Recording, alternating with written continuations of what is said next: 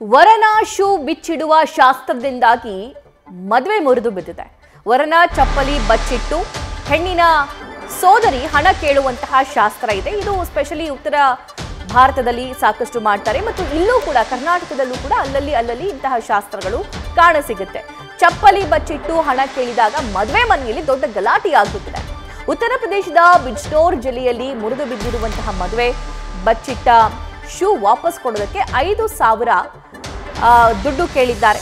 ಆದರೆ 50,000 ರೂಪಾಯಿ ನೀಡುವಂತೆ ಹೆಣ್ಣಿನ ಸಹೋದರಿ ಪಟ್ಟು ಹಿಡಿದಿದ್ದರಂತೆ. ಆಗ ವರ ಶಬೀರ್ಗೆ ಬೆಗ್ಗರ್ ಅಂತ ಕರೆದು ಹೆಣ್ಣಿನ ಕಡೆಯವರು ಅವಮಾನಿಸಿದ್ದಾರೆ. ಇದರಿಂದ ಗಂಡು ಮತ್ತು ಹೆಣ್ಣಿನ ಕಡೆಯವರ ಮಧ್ಯೆ ಜಗಳ ಆಗಿದೆ. ಇದು ಒಂದು ತಮಾಷೆಯ ಶಾಸ್ತ್ರ ಅಂತ ಹೇಳಬಹುದು.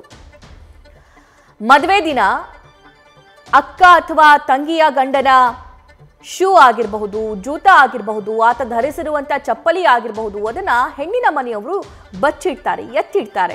ಸೊ ಆಗ ಅದನ್ನು ವಾಪಸ್ ಕೊಡಬೇಕು ಅಂತಂದ್ರೆ ಹಣಕ್ಕೋಸ್ಕರ ಡಿಮ್ಯಾಂಡ್ ಇಡ್ತಾರೆ. ಸೊ ಅದೊಂದು ಫನಿ ಆಗಿರುವಂತಹ ಮೂಮೆಂಟ್. ಅದನ್ನ ತುಂಬಾನೇ ಸೀರಿಯಸ್ ಆಗಿ ತಗೊಂಡಿರುವಂತಹ ಈ ಒಂದು ಕುಟುಂಬ ಮದುವೆ ಮುರಿಯೋವರೆಗೂ ಹೋಗಿದೆ. ಈ ಘಟನೆ ಆಗಿರುವಂಥದ್ದು ಉತ್ತರ ಪ್ರದೇಶದಲ್ಲಿ. ಸೊ ಮದುವೆ ಮುರಿದು ಬೀಳೋದಕ್ಕೆ ಈ ಒಂದು ಶೂ ಕದಿಯುವ ಶಾಸ್ತ್ರ ಕಾರಣವಾಗಿದೆ.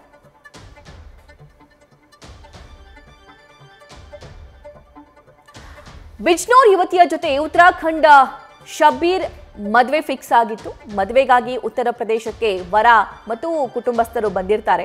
ಮದುವೆ ದಿನ ವರ ಶಬೀರ್ನ ಶೂಗಳನ್ನ ಬಚ್ಚಿಟ್ಟು ಹೆಣ್ಣಿನ ಕಡೆಯವರು ಶಾಸ್ತ್ರವನ್ನ ಮಾಡ್ತಿರ್ತಾರೆ. 5,000ವರೆಗೂ ಕೊಡ್ತೀವಿ ಅಂತ ಅಂದಿರ್ತಾರೆ. ಆದರೆ ಹೆಣ್ಣಿನ ಕಡೆಯವರು 50,000 ಬೇಕು ಅಂತ ಕೇಳ್ತಾರೆ. ಸೊ ಇದೇ ಕಾರಣಕ್ಕೆ ಗಲಾಟೆಯಾಗಿ ಮದುವೆ ಮುರಿದು ಬಿದ್ದಿದೆ.